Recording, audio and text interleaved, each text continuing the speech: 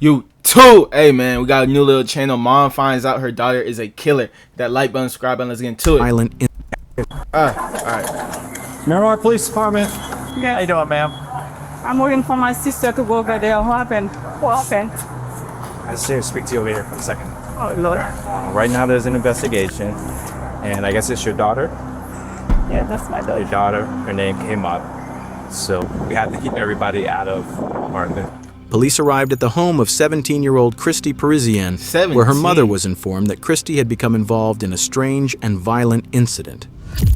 About an hour earlier, officers had discovered the body of an 18-year-old boy named Dwight Grant near a nearby apartment complex, brutally stabbed to death. Oh my God. Can you guys go back inside for me? Can you go back inside, please? Don't.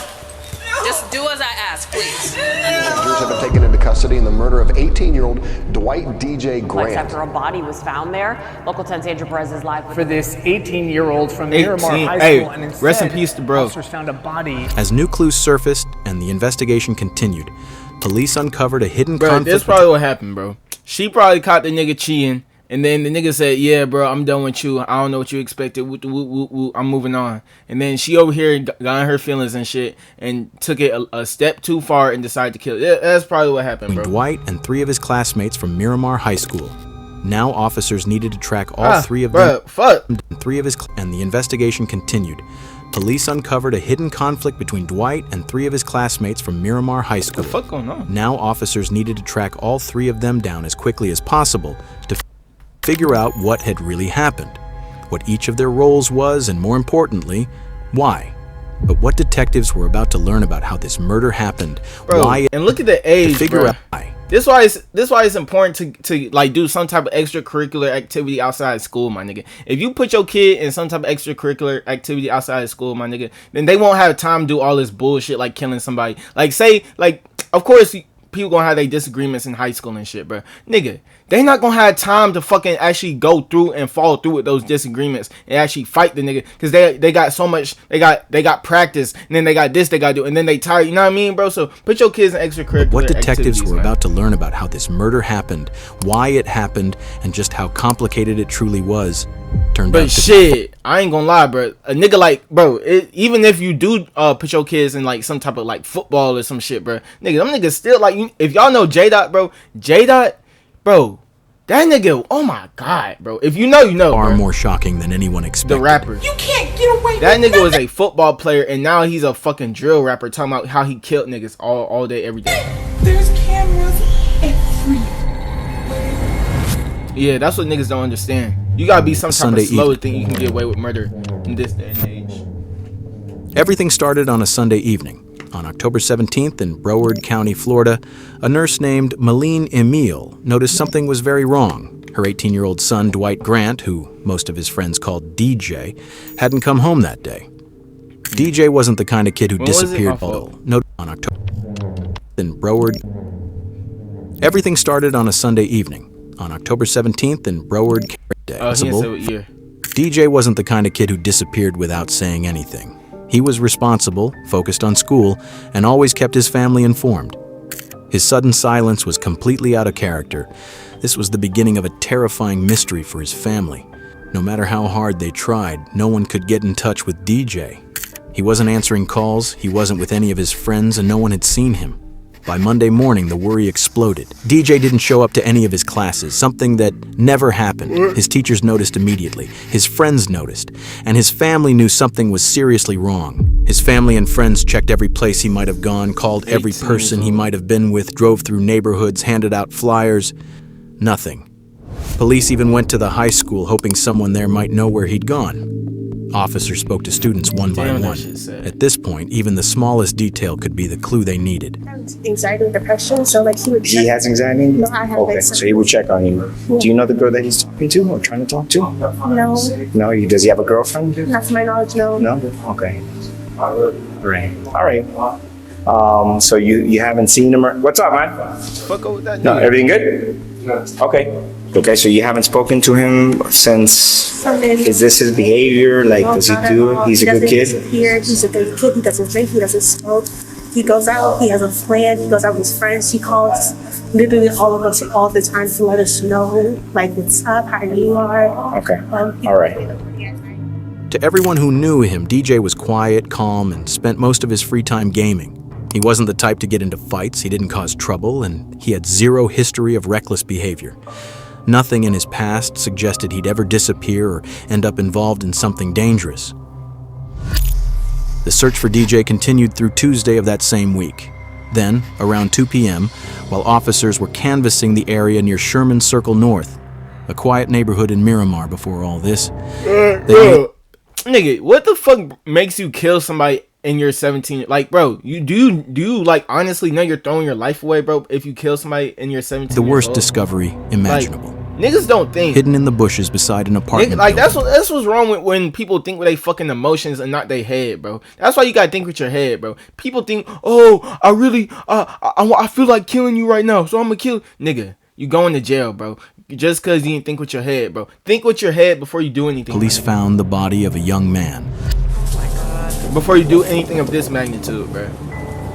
Let me step back. Now, if it's worth it. The body was found just outside the apartment building Shit. where DJ lived. All that time. They found his. The body was found just outside the apartment building where DJ lived. Damn, All right under that the time, nose. he had been there, right near his own home. Officers were led to the body by scattered bloodstains on the sidewalk. From an initial examination, the body had 2 fatal stab wounds, one to the neck and one to the chest. A knife was also found nearby, hidden in the bushes next to the body. Can you go back inside, please? Don't. Just do as I ask, please. Is that his In a few mom? minutes, an officer will come talk to you. Go back inside.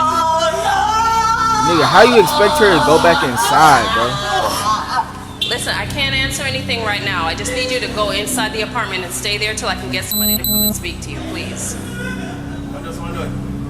Listen, what did I just ask? Just give us a few minutes. Hey, come on, bro. Like, bro, why is the officer, like, y'all hear that bitch like tone that officer got with her, bro? Like acting like she didn't just know, like, find out her son got killed, bro.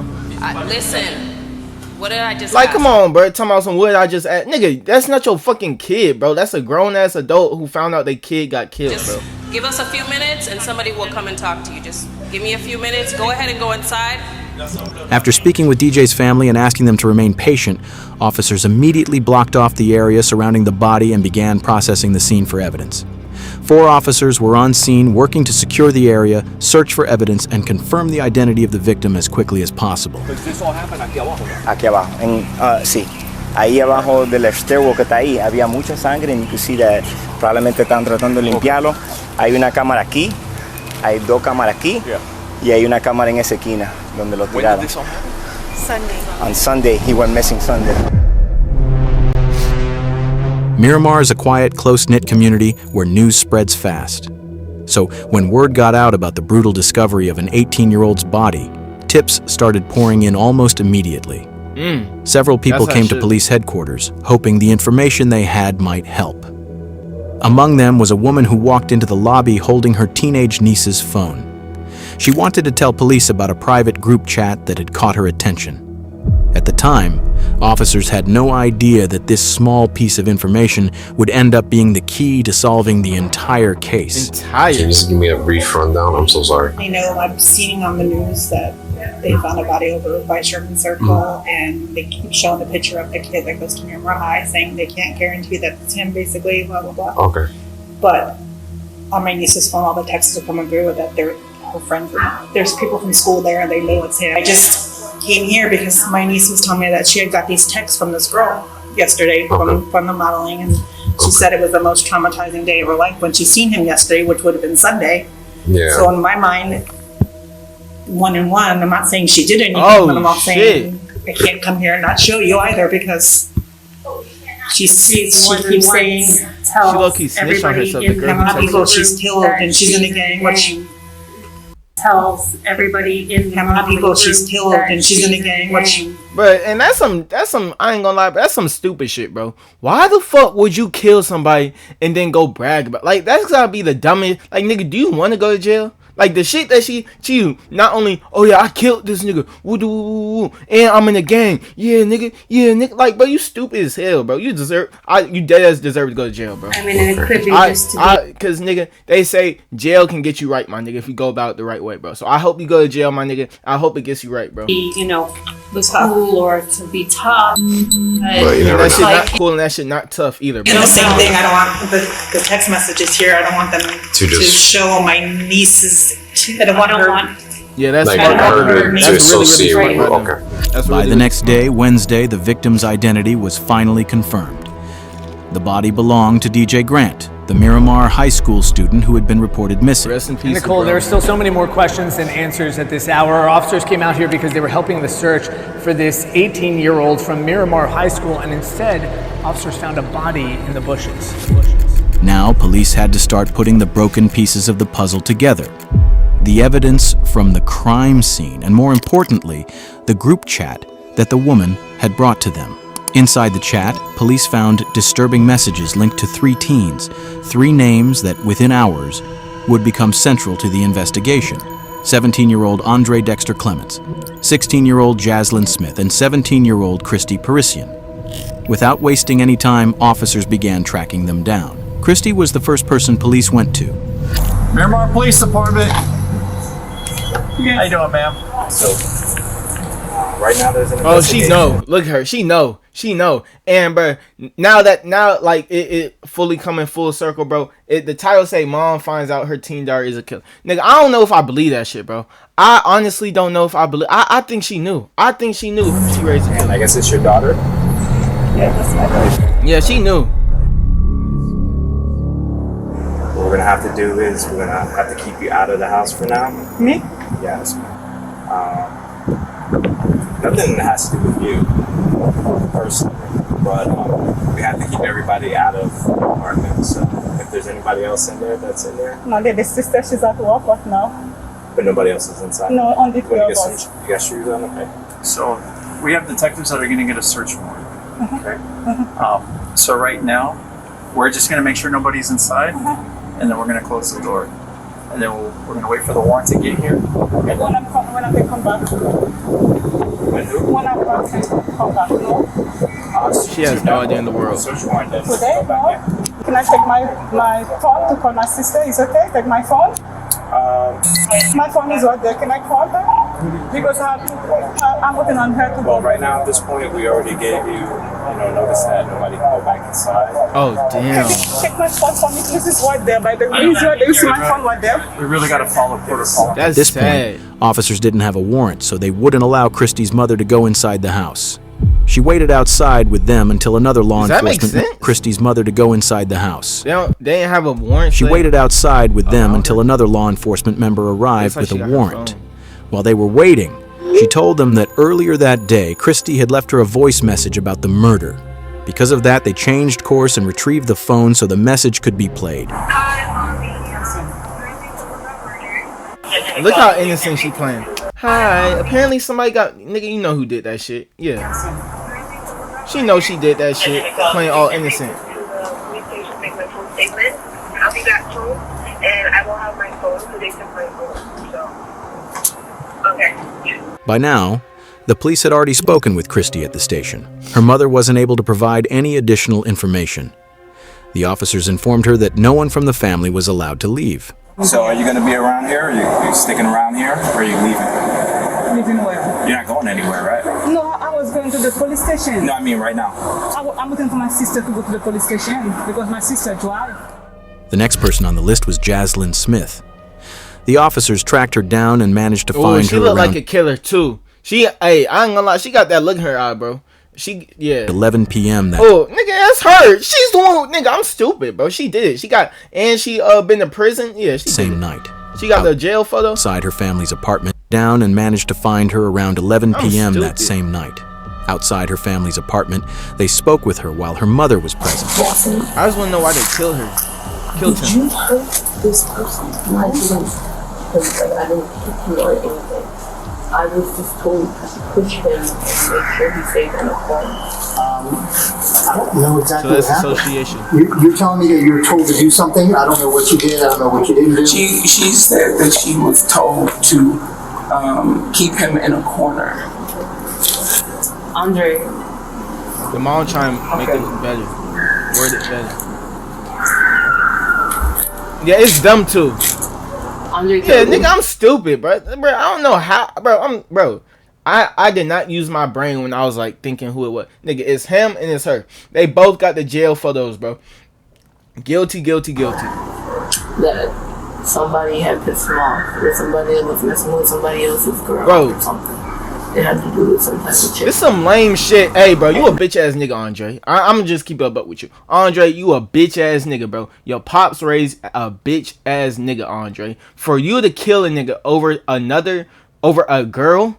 You're a bitch, bro. Like, real shit, nigga. Like, for you to even get mad at another nigga because your girl is going. You're a bitch, nigga. Real shit, bro. Like, bro, you can't get mad at the other nigga. Like, bro, you would be, if you was in the same position, bro. If you was in the same position as DJ, whatever his name was, rest in peace, bro. You would take the opportunity up too to get with the girl, right? So you can't be mad at him, bro. Be mad at your girl. Your girl's the one who has the obligation to you, bitch ass nigga Andre. That he was upset and that he needed some backup for a fight.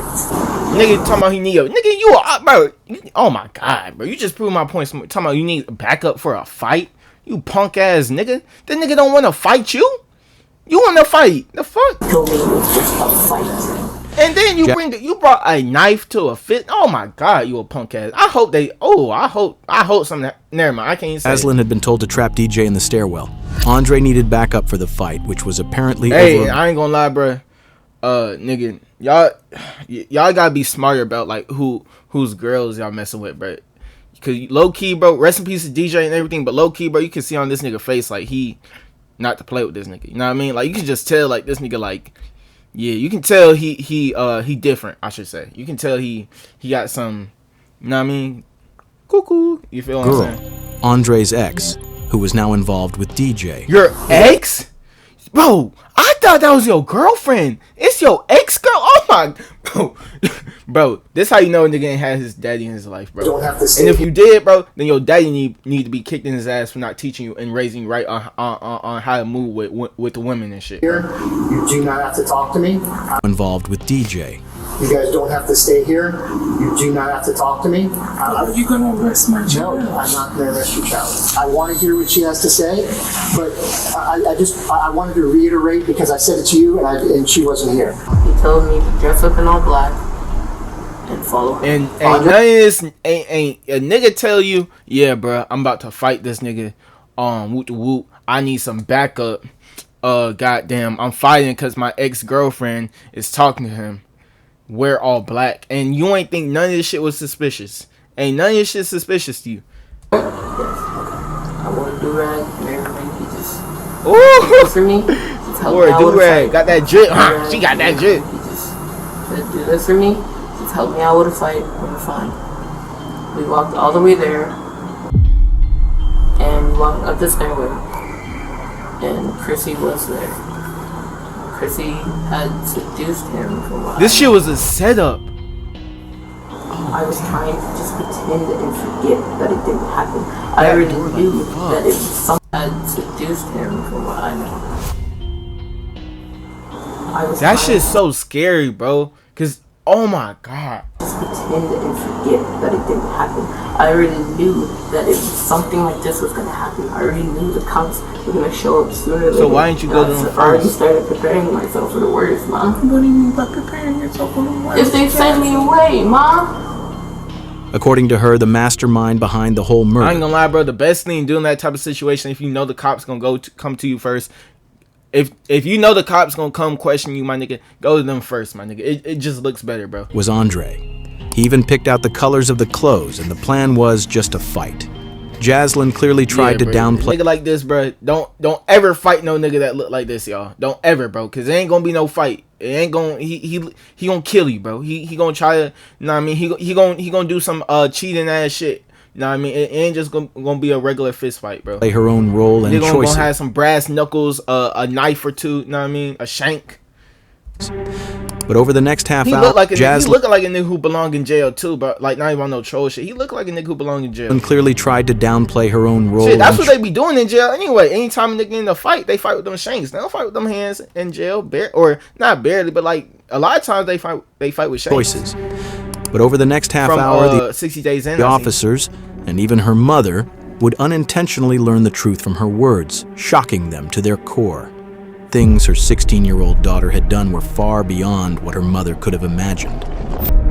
Detectives were still putting the pieces together with no clear reason to make an arrest. But Jaslyn knew what was coming. She knew there was no escape, and she had already prepared herself for the worst. Because by everything I've already said, I'm an accomplice, and I know this, but I'm sorry. Come here. I can't. Come here.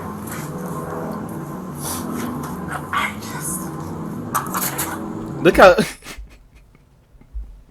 I'm sorry, I shouldn't be like. Look at this cut right here, bro. My fault for pausing something. This nigga saying crisscross applesauce, dude. The female officer God. at the scene can be seen briefly laughing when Smith lets out a sigh. I'm not There's nothing laughing. funny I'm not laughing at the them sighing or whatever. about what's happening. A teenager has been killed, and Yeah. Jaslyn has just admitted her role in what I'm not laughing happened. at that shit. She's now given police a motive. I'm laughing at like after the nigga saying crisscross applesauce, bro. Andre had found himself in the middle of a high school love triangle between DJ and his ex-girlfriend. That's when the dark thoughts I started, hate niggas like and that, the plan too. began to take and his ex-girlfriend. I hate niggas who are still attached to their ex-girlfriend, bro. Like, let that shit go, dude. Please, like, just let that shit go. That's when the dark thoughts started. Don't be one some of the scariest niggas ever, bro, because they'll do anything just for that girl, too, bro. The plan began to take shape. A plan that would need help. Before Niggas Sunday, go crazy before over any that of this began, a plan that would need help. Before Sunday, before any of this began, Andre had reached out to her. He told her about the planned fight and the help he needed. Now sitting in a police car beside her mother, the officer asks Jaslyn to walk them through everything, step by step, starting from that moment.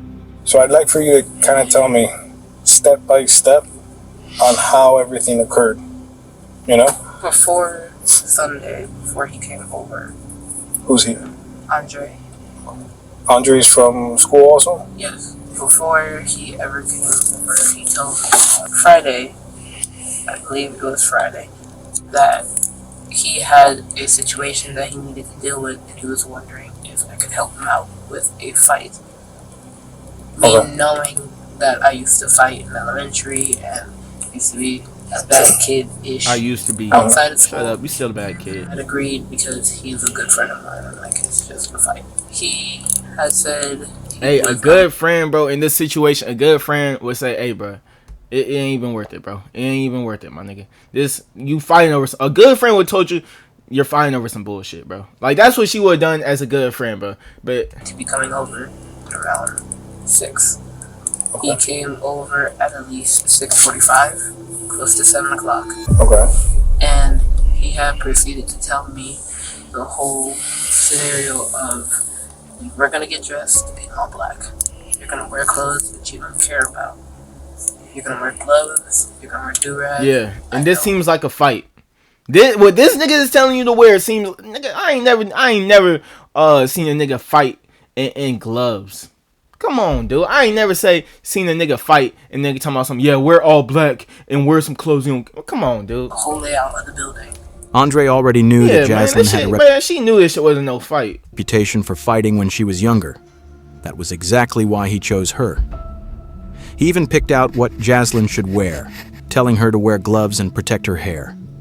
Jaslyn's account helps clarify the days leading up to the murder, but one thing stands out. She repeatedly tries to downplay her role, presenting herself as someone who was merely influenced rather than involved. A claim that within minutes would be completely undermined by a small slip she made. We had gotten dressed, we had prepared. My mom had gotten home. We had told her that we were going to go on a walk. He was explaining to me that the person that me and him were going to fight with, and the person he was going to seduce, had messed with a girl that he knew and had, essentially from what I know. And on the way there, he's telling me what I know. Is that fucked or the? And on the way there, he's telling me exactly where we're going to walk, exactly how we're going to walk, exactly what we're gonna do, and what we're gonna wait for a signal. And I was like, okay, it's just a fight. Yo, none of this shit sound like fighting shit. But immediately when we got in there, we had like, like fights don't have all this fucking thought behind them. Niggas just fight. They don't. It's none of this thought shit behind them, bro. None of this thought shit goes behind. Is like not this much thought goes behind a fight, bro. So that's how you know it wasn't really a fight. Where the staircase was, stairwell was, while even telling me to move this way to avoid a camera and to avoid things. So yeah, we had walked up the stairs while Chrissy stayed downstairs and made a call. Me and him were upstairs. He's just talking to me. We're relaxed. We're chill. And then he got a signal from Chrissy to walk downstairs. And he had a weapon with him. He told me to hold the weapon. We had gloves on at this time still. We had walked down the stairs. He had approached the boy, and Chrissy had moved back and walked down the stairs full. Did you know this boy or no? Okay. Did you know this boy or no? Okay. Boy tried to make a run with it, run for it, after Andre approached him and was like, yeah, we have a problem. He has me standing behind him. Chrissy approached him and was like, yeah, we have a problem. Yeah, it's me standing behind him. Chrissy looked at me and he made a run for it, and I'm like, okay, weapons just for intimidation. I'll put this down. I ran and I helped Andre to tackle him and put him onto the ground. Jaslyn uses the word weapon. Even though she's detailed and specific in almost every other part of her story, she keeps this part vague. We already know DJ was found with 2 stab wounds, so whatever the weapon was, it clearly wasn't a gun. What that weapon actually was, and why Jaslyn avoided naming it, becomes clear later in the interview. And it's something that will shock you. Andre asked for the weapon after explaining to him that he was going to kill the other boy. He had asked for it. But you gave him it? I just handed it to him. What the fuck? I don't know about this, but I'm like, okay, maybe you're joking, because me and Andre. Maybe you're joking? That's what went through your brain. The nigga has him on the ground, chased him, told him we have a problem. And once he got him on the ground after he tackled him, nigga said, hand me the weapon. And you think he's joking. What you think he gonna do? Oh, this is all a joke. No, nigga. He's gonna, like, come on, dude. He got the knife, or I thought I did gun signal right there. You thought he had the knife, gonna have the knife up to bro neck, and then just, it's just a joke. Oh, I'm playing. Oh, I'm so funny. I'm so funny. Oh, we should be friends. No, nigga. This shit real deal Holyfield, bro. We like to mess around, and we do like play fight, and we're just very like sibling type relationship. But this time, nothing felt like a joke. The weapon he used, the level of planning involved, his behavior, and the sheer intensity of the violence he unleashed all point to the same conclusion. This was a planned killing, not a spontaneous act. He proceeded to take out a small weapon and attempt to stab. And he was failing, and I was just like, okay, I can see it because I'm holding his legs. So I'm in a position where I'm holding, I can see it. And he was failing. How you fail to stab a nigga? Okay, I can see it because I'm holding his legs.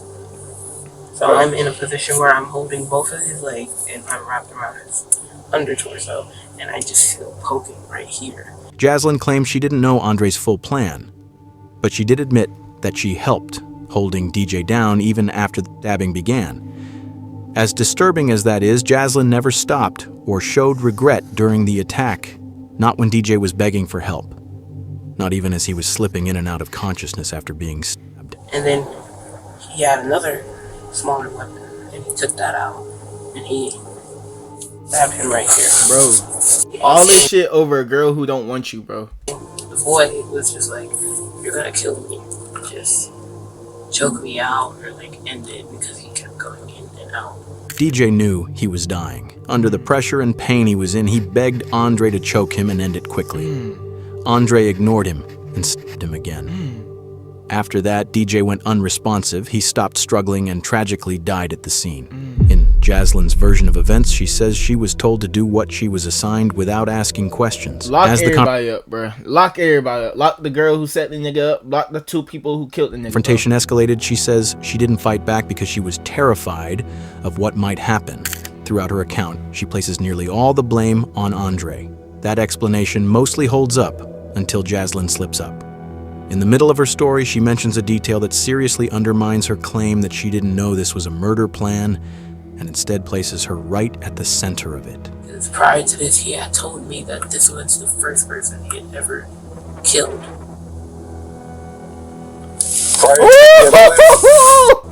You stupid. You stupid. Over here oversharing with the cops, man. Bro, come on, dude. The cop. I'm so glad you said that. I'm so glad you said that. And I hope they send your ass to jail for 40 years to life without parole, man.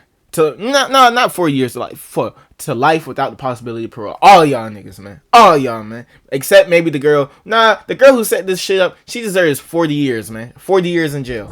Everybody else deserves life with no parole. Prior to the Antolia?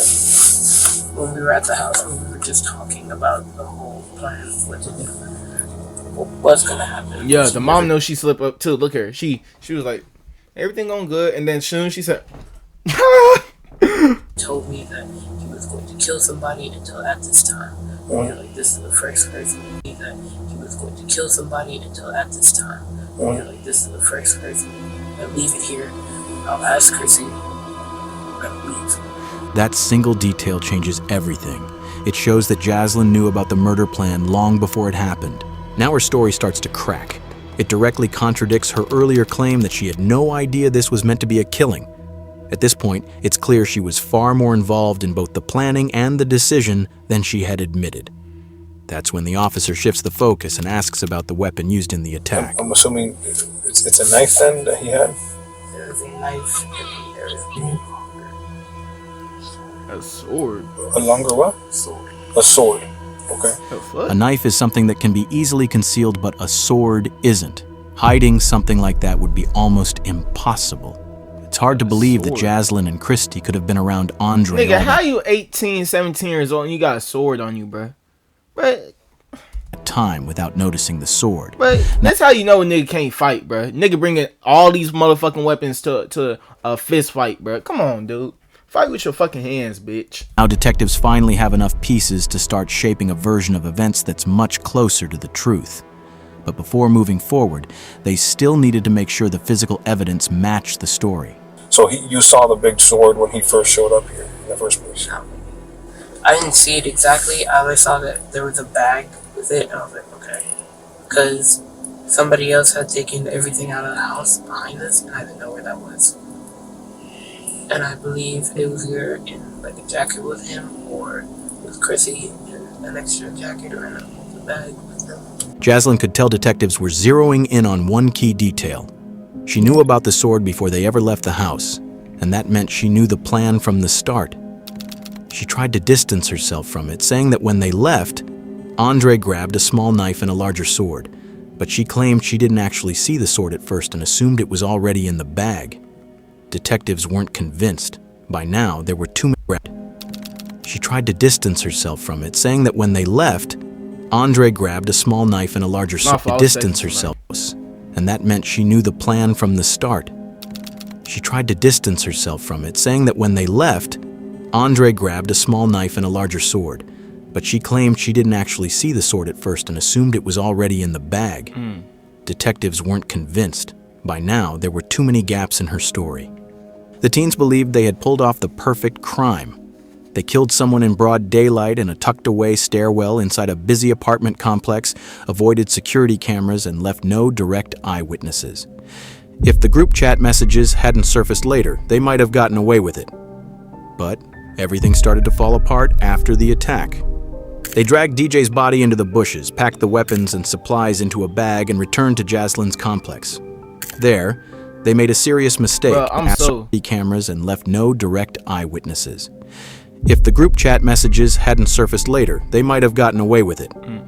But everything started to fall apart after the attack. They dragged DJ's body into the bushes, packed the weapons and all places. Why would y'all put it there? Into a bag and returned to Jaslyn's dragged DJ's body into the bushes, packed the weapons and supplies into a bag and returned to Jaslyn's complex. There, they made a serious mistake. In an open grassy area, clearly visible from nearby apartments, they started a fire and burned the bloody clothes using gasoline. As they sat there, shaken, but still hoping they were in the clear, a security guard spotted them. In that moment, the cover-up ended, and he wasn't the only one watching. Another resident had seen them too and later told police exactly what she saw. The two girls, they were just standing there, but they weren't moving much. The chubby girl, she was just like chubby. moving back and forth, like standing in the same spot but moving a little bit. And then the guy was moving around the fire, just throwing more gasoline. I didn't see their face, but I saw their body shape, and seeing them on the photos, you could picture them, especially the chubby girl. You could feel the traumatization from them, and you could feel like they were scared, but you could also feel like they had that energy of the way of thinking like he deserved it. Like you could notice that. Security camera footage from the apartment complex backed up much of Jaslyn's story. The cameras showed the three teens dressed entirely in black as they approached the stairwell where DJ was attacked. One camera even captured DJ Grant's final moments. Another showed the teens dragging his body toward the bushes exactly as described.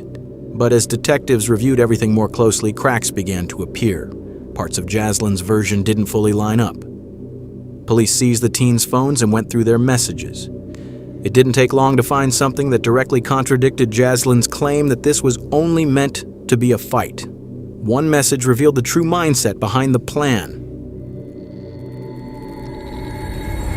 White DJ Grant was killed back in October, and for months now, the three teens that are accused in his case have been kept in jail. All the evidence was clear. Within days, police moved in on all three suspects. Jaslyn Smith, Christy Parisian, and Andre Clements were all arrested. Each of them was charged as an adult. She got some Prada glasses on. All three were charged with tampering with evidence and conspiracy to commit murder. Christy and Jaslyn were each charged with second-degree murder. Nigga, I thought Andre was secondary. Okay. Both eventually pleaded guilty and were sentenced to 25 years in prison, followed by an additional 10 years of probation. Andre Clements, who was 17 at the time, was considered the mastermind behind the crime. Just look at that nigga, man. He just looked like a nigga who guilty. Bro, that nigga looked like that one badass kid in school who everybody was scared of, bro. Like the nigga who everybody stayed away from, bro. Oh. And the one who delivered the fatal sword strike that killed DJ. He faced the most serious charge, first-degree premeditated murder. On February 18th, 2025, Andre Clements, now 20 years old, also pleaded guilty. He was sentenced to 40 years in prison, followed by lifetime probation. No, boo! No, boo! Life without parole. Honest person would be there for you in a second, in a heartbeat. Yeah, nigga, life without parole, man. Hey, man. Bro, I hope, bro, and it's another lesson to take away from this shit, bro. Do not be trusting these motherfucking females, bro. They will set your ass up, dude. Just be aware. That's what I want y'all to do. Just be aware of what these women can do, bro. That shit just so sad, man. That's just so sad, dude. Rest in peace to DJ, bro. If y'all made it this far, bro, I appreciate it. Hit that like button, subscribe button. I'm gonna see y'all in the next